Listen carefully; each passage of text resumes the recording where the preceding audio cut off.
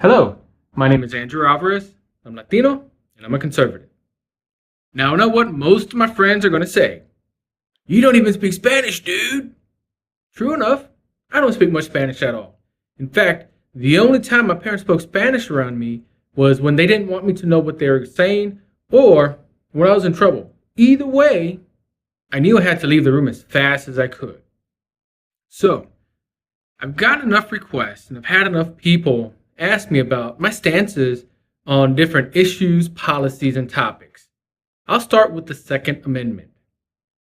The amendment reads, a well-regulated militia, being necessary to the security of a free state, the right of the people to keep and bear arms shall not be infringed. My opinion is that this is written with the intention of preventing a tyrannical dictatorship government from taking control. No, it is not saying go shoot anyone and everyone you disagree with in government. This is for threats to our lives from tyranny. Fact, part of that says the right of the people to keep and bear arms shall not be infringed. Does that people mean everyone though? No. The term refers to people as in the collective. So should everyone be allowed to own firearms? No. And so who shouldn't? Violent criminals and those with mental health conditions. We can keep this in check, and this can be done through tougher background checks and waiting periods. We already have the resources there. We just have to use them. Abortion. Many people will argue Roe versus Wade. Okay, the U.S. Supreme Court ruled 7-2 that the right to privacy under the Due Process Clause of the 14th Amendment extended to a woman's decision to have an abortion. But that right must be balanced between the state's interest in regulating abortions, protecting women's health, and protecting the potentiality of human life. Let's be clear. Human life starts when the egg is fertilized. That is a scientific biological fact. I hope those who argue that life is established when a heartbeat is detected never have to wear a pacemaker or need CPR performed.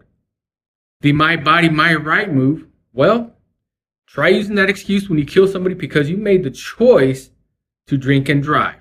It was your choice to put alcohol in your body and drive afterwards. Your choice. I do believe, however, there are some exceptions. Rape victims, incest, dangers to the mother, no chance for a life for the baby. My mother was a midwife for most of my childhood. She delivered many, many babies to lower income families. And there was one baby in particular that the mom carried to term. This baby had a normal heartbeat. The baby moved like normal. However, the baby was anencephalic, which means it didn't have a fully functioning or formed brain. In fact, the baby's skull bones weren't even fully formed. That baby essentially died as soon as the umbilical cord was cut. See my point? Lastly, and probably the most moderate/liberal issue I have, but I wanted to touch on is legalized marijuana. I've seen people go to jail over half of a gram. According to an article by the New York Times, that's about as much as one joint contains.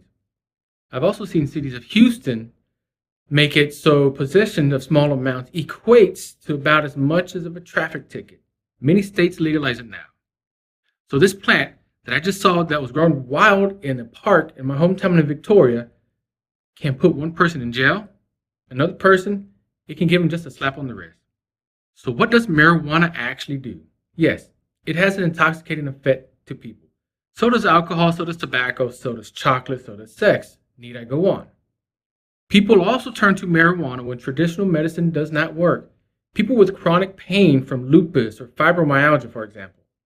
Montel Williams was a vet honorably discharged after 15 years of service. He suffered from an incurable autoimmune disease that left him with severe nerve pain. He'd take dozens of opioid pain pills and antidepressants every day, and it left him almost suicidal. He turned to marijuana and it changed his life. A simple Google search will show you that. My point is, legalize it, regulate it. Allow each state to tax it and regulate it as they seem fit. For Texas, we could do away with the Texas Driver's Responsibility Act, which wrongfully charges a person 3 additional charges for most traffic tickets, and then it puts that money in the ER operations. A noble cause, no doubt, but causing people to lose their licenses if they don't pay for their tickets a total of 4 times. take the taxes collected from marijuana sales and use them to replace the funds that were from the Texas Driver's Responsibility Act. And if that goes into the law, I'm taking credit for that. My name is Andrew Alvarez. Remember, if you see this on YouTube, make sure to like and subscribe, and then turn on notifications. If you are on Facebook, drop a comment and share. Again, I'm Andrew Alvarez, and I'm the Latino Conservative.